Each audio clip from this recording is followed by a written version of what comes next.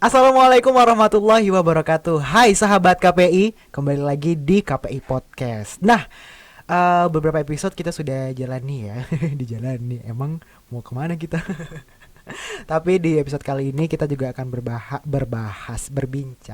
berbincang dan juga sedikit mengambil tips dari mahasiswa KPI yang menerima beasiswa. Nah, penasaran kan beasiswa apa yang ditawarkan oleh KPI? Sebenarnya banyak banget nih beasiswa yang bisa kalian dapatkan. Tapi salah satunya kita mengundang ada Hisham di sini. Assalamualaikum Hisham. Hisham kan bener? Bener kan Hisham? Iya benar. Nama panjangnya siapa Hisham? Ya nama saya Muhammad Hisham Al-Farisi. Al-Farisi. Mahasiswa KPI 19. 19. Masih unyu ya. Terus? Ya. Dia di sini. Di sini kuliah. Ya di sini saya kuliah. Oke, kuliah. Dan mendapatkan beasiswa. Oke. Beasiswa. Beasiswa Hafiz ya? Bisa beasiswa Hafid. Beasiswa Hafid nih teman-teman. Jadi sebenarnya UMB kan banyak banget ya untuk beasiswa yang ditawarkan. Iya, ada beberapa. Dari kampus sendiri, terus dari fakultas. Ini dari fakultas ya? Dari kampus. Oh, dari kampus. Ada apa aja sih sebenarnya kalau dari kampus beasiswanya? Ada diantaranya ya ada jalur prestasi, ada jalur beasiswa Hafid ini. Juga ada kaum kader Muhammadiyah. Oh, ada. Ada juga. Wow. Dan yang terbaru tahun ini itu dari Kartu Indonesia Pintar KIP. KIP. Itu yang terbaru tahun ini yang saya lihat. Memang digadangkan oleh pemerintah ya. Iya, baru kali ini saya lihat. Wah. Kemarin belum lihat. Belum lihat ya. Dan kamu mengambil yang beasiswa Hafid Muhammadiyah. Nah, itu beasiswanya gimana sih? Ya di situ mahasiswa bisa mendapatkan beasiswa ketika ia bisa dites dari sekian juz yang diujikan. Namanya juga Hafiz, jadi adalah tes Al-Quran ya Pak. Hafal Al-Quran. Ada minimalnya nggak sih untuk? Kalau minimalnya kalau kita lihat di webnya itu minimal 5 juz. Minimal 5 juz. 5 juz ya.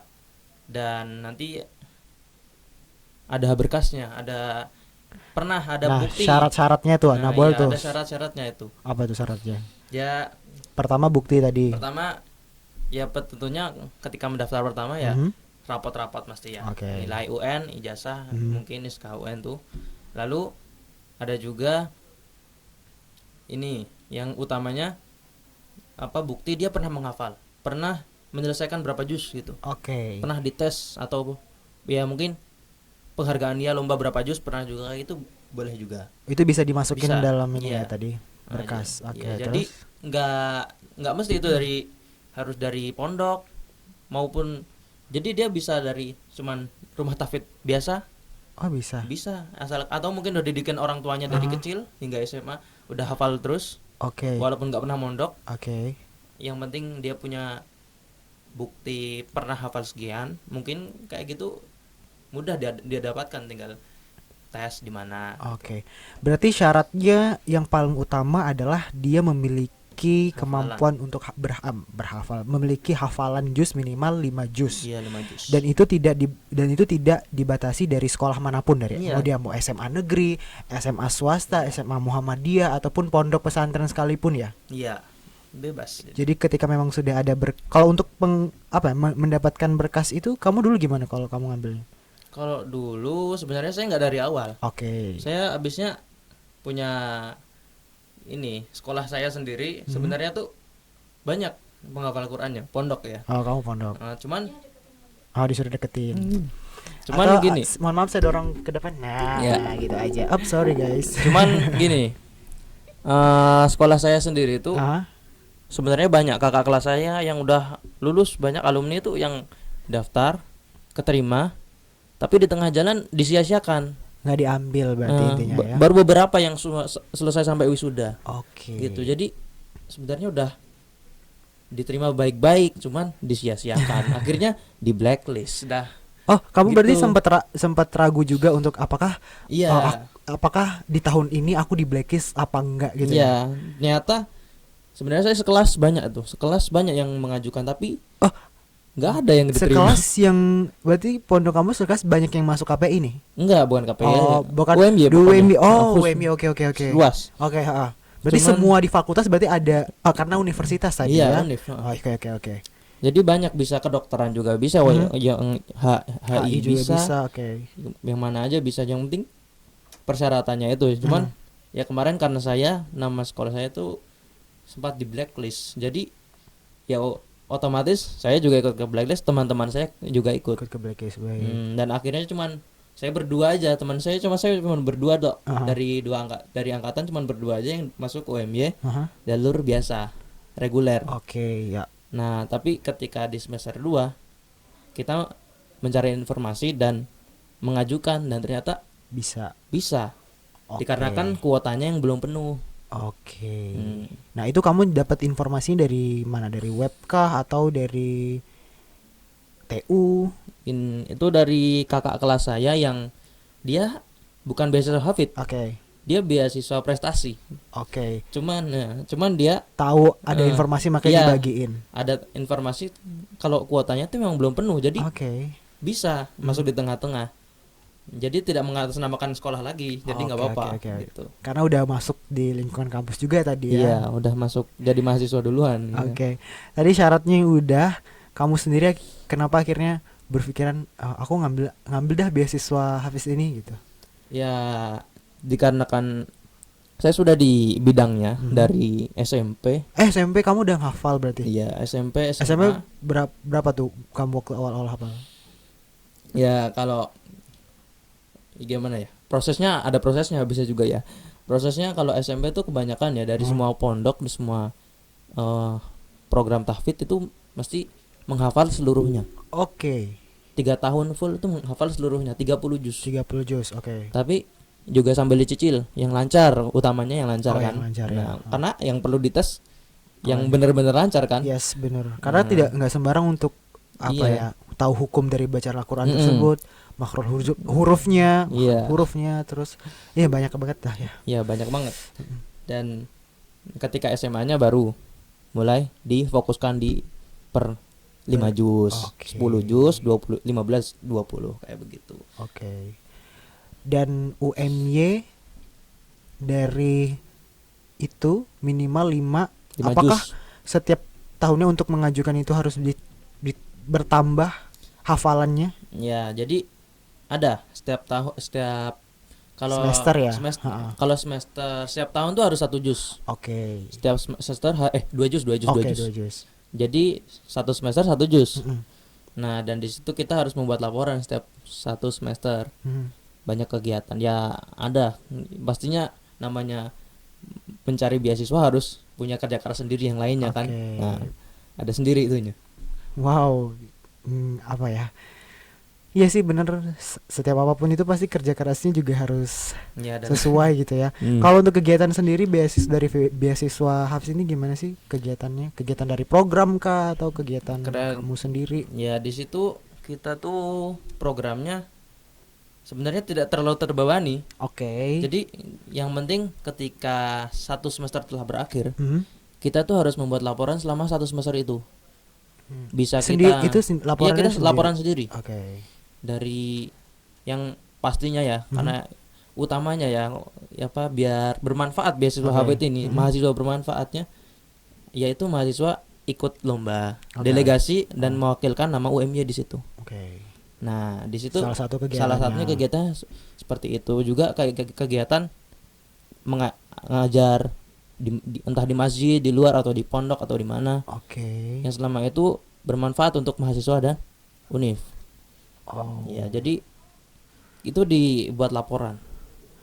Berarti memang tidak menyia-nyiakan untuk mahasiswa yang pengen kerja keras mendapatkan beasiswa itu, dan ternyata harus ada laporan yang supaya kamu dapat beasiswa tapi tidak zolim lah intinya ya. Tidak hanya menerima tapi juga walaupun sebenarnya ini tidak terbebani sekali. Jadi terserah kita mau ngapain, yang penting ada laporan.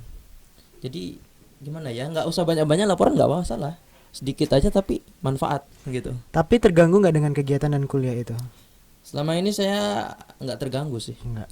Malah ya karena saya sendiri tinggalnya di sambil mengajar, saya Okay.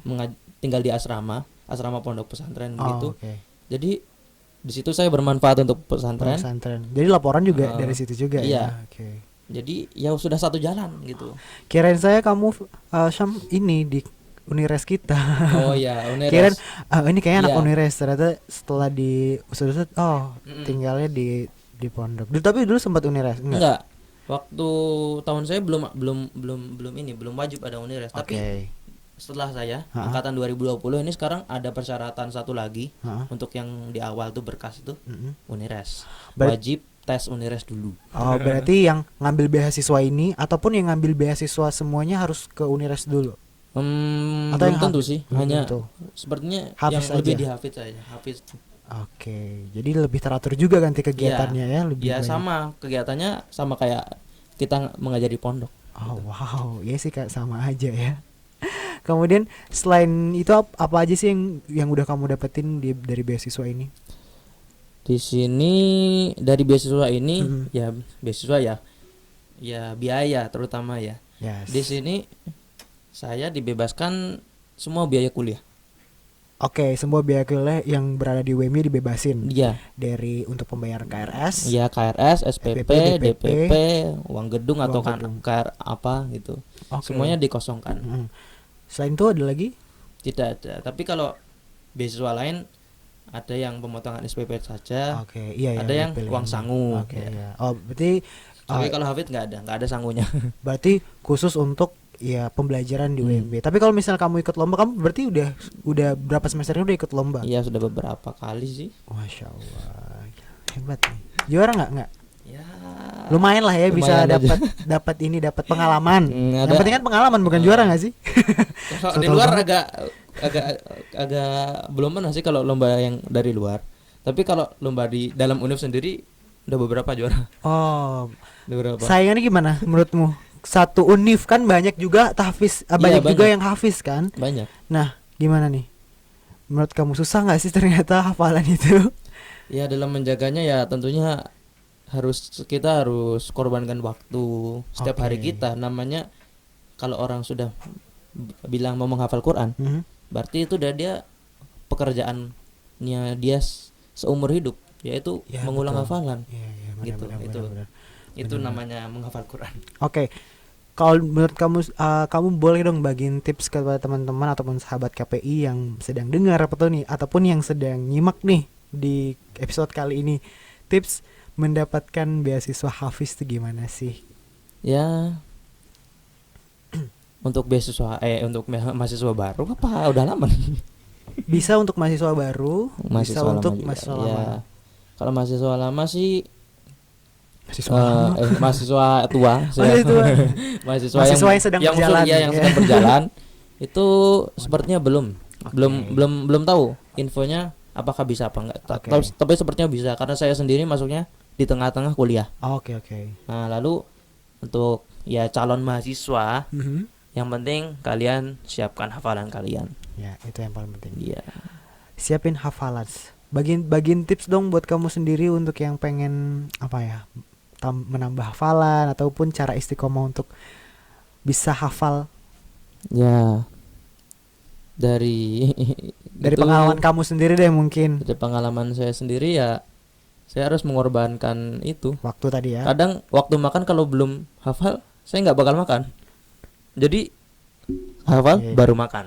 Nggak boleh makan dulu. Itu kayak pengorbanan gitu. Oh, berarti itu ada prinsip dari prinsip hidup kamu. Kalau misalnya aku belum hafal nih, aku harus hafal dulu. Iya, gitu. baru boleh ngapain gitu. Oke. Mungkin tips-tips ringan untuk yang mau belajar harus gimana dulu, harus baca apa, harus bacanya gimana mungkin atau apa. Ya, baiknya dia dari SMP, dari SMA itu ya mulai SMA itu udah mulai sering-sering setiap hari harus menyentuh Quran, harus mulai sering membaca, menghafal sedikit demi sedikit, dan difokuskan, itu harus diingat gitu. Untuk awalan deh mungkin apakah harus surat yang panjang dulu harus dihafalin atau surat yang itu pendek, atau tergantung orang masing-masing. Dia kadang ada yang suka membaca Quran karena mendengar murotal. Oke. Terus dia ngikutin lagunya, akhirnya hafal. Oke. Nah, itu salah satunya. Ada juga yang mulai dari surat-surat pendek. Ada juga yang bingung gara-gara kalau surat pendek kan ayatnya banyak. Iya. Nah, jadi ambilnya yang surat panjang dari awal-awal Quran. Nah, Oke. jadi tergantung masing-masing. Tergantung masing-masing. Mantap ya ternyata. Oke. Terima kasih Syam, di sini kita berbincang tapi banyak insya Allah banyak makna yang bisa kita ambil, banyak pesan yang bisa tersampaikan oleh sahabat KPI yang berada dimanapun sambil nonton sambil dengerin di Spotify. Jangan lupa untuk komen kita dan juga like serta subscribe, share juga boleh di channel YouTube @official KPI UMY. Kamu tahu kan pasti tagline KPI? Tahu dong. Berilmu, beradab, berdaya guna. Gitu ya, kita ya.